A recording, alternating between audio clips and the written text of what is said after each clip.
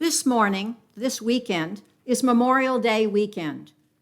I can't think of a better way of remembering our fallen defenders than in learning more about leaders in peace. Today is our 6th Sunday, continuing our look at Great Peacemakers, true stories from around the world. One of our peace leaders this morning is well known, the other not quite as much. We hope you enjoy learning more about these two leaders this morning. Much of the dialogue about these leaders is taken directly from the book. His Holiness the 14th Dalai Lama describes himself as only an ordinary human being, but his millions of admirers around the world would surely beg to differ. The spiritual and political leader of 6 million Tibetans, the Dalai Lama is also one of today's foremost proponents of nonviolence. His message of compassion has earned him the Nobel Peace Prize and made this jovial monk an unusual kind of international celebrity. In the fabled land of Shangri-La, high atop the Himalayan mountains, Lamo Dandrab was born in 1935 to peasant farmers in Taxur, Tibet. 2 years later, a group of monks visited his parents' small farmhouse and identified him as the reincarnation of the 13th Dalai Lama, the spiritual and political leader of Tibet, revered in Tibetan Buddhism as a manifestation of the Bodhisattva, or the enlightened being, of compassion. Surprised yet pleased, the farmers watched as monks escorted the boy from their humble home to the immense Potala Palace in Tibet's capital, Lhasa, where he was renamed Tenzin Gyatso, meaning Ocean of Wisdom. At just 4 years old, the somewhat bewildered child monk found himself wrapped in crimson-colored robes and in an elaborate ceremony officially enthroned as Dalai Lama. He later remembered, quote, "As a child, for the most part, I was quite unhappy. I did not understand what it meant to be Dalai Lama," unquote. Between intense tutoring sessions by elder monks, the young Dalai Lama learned one of his most salient lessons from an unlikely source: a parrot living in the palace garden. Wishing to befriend this bird, the young Dalai Lama tried to play with it. But when it did not respond in kind, he punished it with a stick, only to find that from then on, the bird fled at the very sight of him. Quote, "This was a very good lesson in how to make friends, not by force, but by compassion," unquote. The monk would strive to put this lesson into practice for the rest of his life, even in the face of an all-out invasion of his country. A Buddhist theocracy devoted to producing enlightened beings, Tibet represented a stark contrast to the atheistic beliefs of neighboring communist China. Claiming to want to free and modernize Tibet in 1949, 80,000 Chinese soldiers invaded this peace-loving country. With a population less than 1/100th of China's, Tibet tried in vain to defend itself, and the Dalai Lama was called upon to assume full political authority. He recollected, quote, "I found myself undisputed leader of 6 million people facing the threat of a full-scale war, and I was still only 15 years old," unquote. Consistent with his Buddhist belief in nonviolence, for 9 long years, the Dalai Lama attempted to negotiate with China's chairman, Mao Zedong, to a little avail. A movement among some Tibetans to resist the invasion met a brutal response.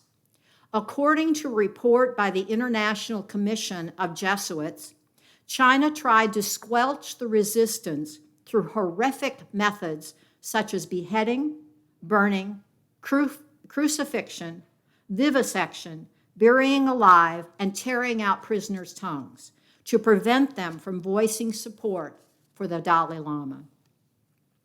In 1959, approximately 30,000 Tibetans gathered in a massive demonstration in Lhasa, hoping to protect their beloved leader, and calling for China to leave Tibet. Worried that Chinese troops would open fire on the crowd, the Dalai Lama, with a heavy heart, decided that there was only one thing he could do to make the crowd disperse: leave the country. In the darkness of night, he disguised himself as a soldier and, with an inconspicuous group of advisors, sneaked out of Lhasa. Quote, "For the first time in my life, I was truly afraid, not so much for myself, but for the millions of people who put their faith in me. If I was caught, all would be lost," unquote. After an arduous 2-week trek through desolate mountain terrain, the Dalai Lama and his advisors found asylum in India, settling in the northern town of Dharamshala. In the years to come, thousands of Tibetans would also risk their lives and make this dangerous journey to freedom. Soon after the Dalai Lama's exile to India, the International Commission of Jurists publicly declared that China, quote, "had violated 16 articles of the Universal Declaration of Human Rights and was guilty of genocide in Tibet," unquote. Hearing this, the Dalai Lama immediately embarked upon a global quest for international assistance and eventually welcomed 3 resolutions in the United Nations General Assembly appealing to China to respect Tibetan human rights. The Dalai Lama stated, quote, "I do not consider those who support our cause to be pro-Tibet. Instead, I consider them to be pro-justice," unquote. When in India, the Dalai Lama saw to the needs of his fellow exiles by establishing systems for rehabilitation, education, and cultural preservation. On the governmental front, he drafted a democratic constitution for a future Tibet, including a clause for his own impeachment if necessary, and proposed a 5-point peace plan for reconciliation with China. Staunchly and consistently, the Dalai Lama denounced the use of violence. Quote, "Violence begets violence, and violence means only one thing: suffering. I have no hatred towards them. The Chinese people have suffered too. Even the ones who are doing these terrible things to Tibet are suffering. There are more than 1 billion Chinese, and whilst maybe several thousand are participating in acts of cruelty at any one point, I believe there must be several million performing acts of kindness," unquote. Such extraordinary dedication to nonviolence and compassion brought the Dalai Lama the 1989 Nobel Peace Prize. Accepting it, he expressed solidarity with Chinese students killed earlier that year in the Tiananmen Square massacre, who he said, quote, "showed the Chinese leadership and the world the human face of that great nation," unquote. Sadly, conditions in Tibet remain dire. More than 1 million Tibetans have died as a result of China's policies, and over 70% of the survivors live in poverty. Tibet's natural environment has also been degraded, being used by China for the extraction of natural resources and the dumping of nuclear waste. Furthermore, international security has become compromised because whereas Tibet previously served as a buffer between China and India, China's stationing of at least 250,000 troops and its believed placement of several dozen nuclear warheads in Tibet has increased tension between China and India, the world's most populous nations. In order to raise international awareness of his country's plight, the Dalai Lama continues traveling worldwide, meeting with heads of state, celebrities, and ordinary citizens alike. Promoting peace in the world as a whole, he shares, quote, "So while as Dalai Lama I have a special responsibility to Tibetans, as a human being, I have a much larger responsibility toward the whole human family, which indeed we all have. No matter what part of the world we come from, we are all basically the same human beings. We all seek happiness and try to avoid suffering," unquote. To the Dalai Lama, a key to peace is the development of compassion, which he defines as the wish for another being to be free from suffering. In speech after speech and book after book, the Dalai Lama emphasizes the importance of compassion, declaring, quote, "Compassion and love are not mere luxuries. As the source of both inner and external peace, they are fundamental to the continued survival of our species," unquote. Events such as the fall of the Berlin Wall and the end of the apartheid in South Africa strengthened the Dalai Lama's certainty in the power of compassion and his confidence that, in the end, freedom and justice will prevail. As a result of his uplifting message, his global travels, and 2 major motion pictures about him, 7 Years in Tibet and Kundun, the Dalai Lama has become known worldwide. Acknowledging that fame brings with it a risk of arrogance. The Dalai Lama keeps his ego in check by remembering his shortcomings. With a chuckle, he quips, quote, "I am a rather lazy Dalai Lama, the lazy Tenzin Gyatso. I," unquote. Such candor and humor enhance the Dalai Lama's charm and appeal to legions of admirers worldwide. His warm smile and jolly laugh convey his sense of compassion for and kinship with all people, be they Tibetan, Chinese, or any nationality. Quote, "We all share an identical need for love, and on the basis of this commonality, it is possible to feel that anybody we meet in whatever circumstances is a brother or a sister," unquote. Still full of life in his senior years, the Dalai Lama occasionally ponders the conclusion of his life. Quote, "Within less than 50 years, I, Tenzin Gyatso, the Buddhist monk, will be no more than a memory. If when our final day comes, we are able to look back and see that we have lived full, productive, and meaningful lives, that will at least be some comfort. If we cannot, we may be very sad. But which of these we experience is up to us," unquote.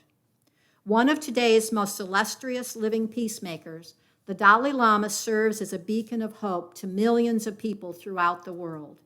Through his words and actions, his luminary demonstrates what it means to live a compassionate life. We will now see a short video of the Dalai Lama and a few more famous quotes, followed by the song, and the song will be "Love Makes a Bridge." My question is to His Holiness and Your Holiness. How do you control your anger in your daily life? Thank you.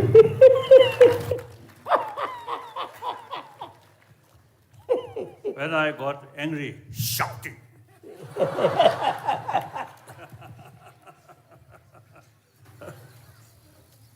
Oh, I think I have one sort of story.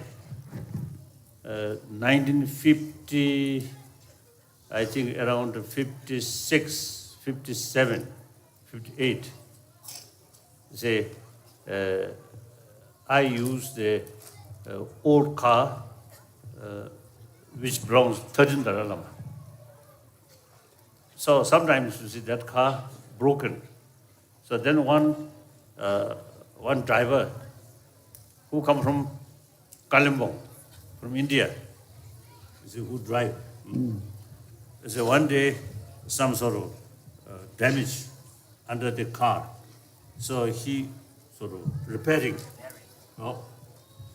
So while he repairing, his head somehow hit, bang.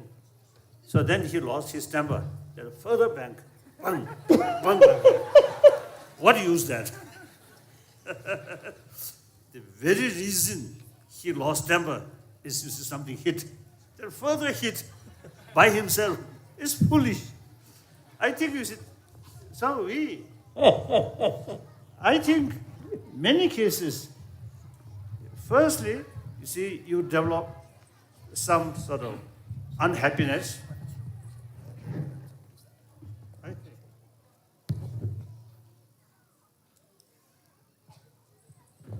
Okay. So, when anger develops, then think, what is the causes? And then also think, what will be the result of angry face, shouting? Then you will realize, too much anger. Now medical scientists, they say, constant anger, constant hatred, and also fear. Fear, where there is fear, there is also the frustration will come. Frustration brings anger. So you see, fear, anger, something very close. So therefore, constant fear, constant anger, hatred, actually eating our immune system. So you see, everybody, you see, taking care about our health.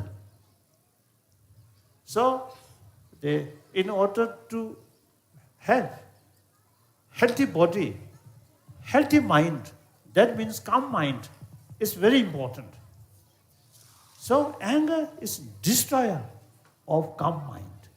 So, thinking these lines, then you realize, you get some kind of conviction, or anger is no use. Instead of sort of solving problem, it creates more problem.